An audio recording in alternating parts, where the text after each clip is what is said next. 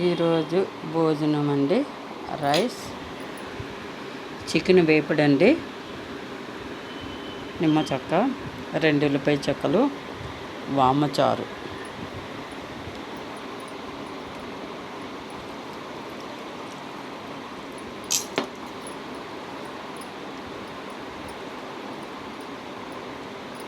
చాలా వేడిగా ఉందండి, కాలిపోతుంది. చాలా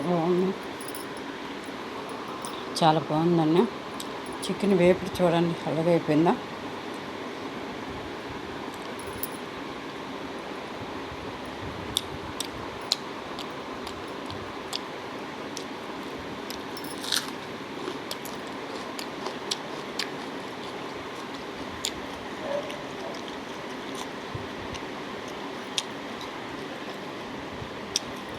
నిమ్మకాయ చెక్క పిండుకుంటే చాలా బాగుంటుందండి.